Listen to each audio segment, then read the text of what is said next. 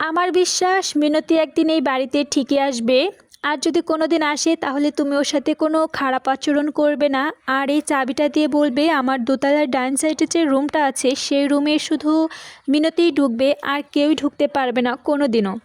মিনতির কথাগুলো শুনে আর দেরি করলো না, অতি কষ্টে উঠে গেল, ছুটে গেল সেই রুমে। দরজাটা খুলতে খুবই দুর্গন্ধ এবং গন্ধ বের হচ্ছে। তাকে দেখতে পেল অগোছালো একটা রুম, সারি সারি মদের বোতল। এত মদ খেয়ে একজন মানুষ থাকতে পারে না দেখে ভাবাই যায় না। একটা বোতলেও মদ নেই, কিছু কিছু বোতল মেঝেতে পড়ে আছে, কিছু বোতল ভাঙা, রক্তমাখা। ছোট্ট একটা খাট, বিছানাটা এলোমেলো, মনে হচ্ছে কোনো দিনও বিছানাটা গোছানো হয়নি।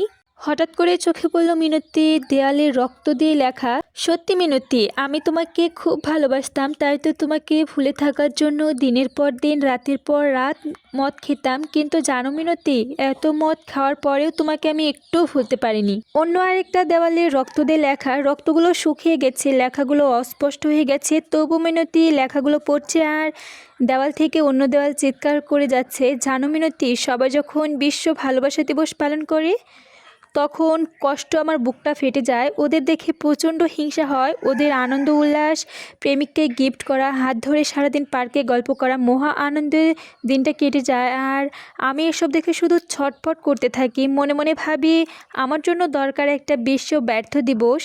যারা যারা ব্যর্থ হয়েছে তারা সবাই ব্যর্থ দিবস পালন করবে, সেই পার্কে আসবে এবং নেশার বোতল হাতে নিয়ে আসবে, যত ইচ্ছা তত নেশা করবে, কোনো বাধা থাকবে না। পড়ে থাকবে সেদিন পার্কের গাছপালার নিচে, রাত কি দিন কেউ বুঝবে না। আর কোনো লেখা বুঝতে পারলো না, মিশে গেছে দেওয়ালের সাথে। অন্য আরেকটি দেওয়ালে দেখতে পেল রুবেল বড় একটা ছবি টানানো, ছবিটার নিচের দিকে তাকিয়ে আছে মাকড়সা, ছবিটার উপর যেন বাসা বেঁধেছে। মিনতির মাকড়সার জালগুলো হাত দিয়ে সরিয়ে দিল।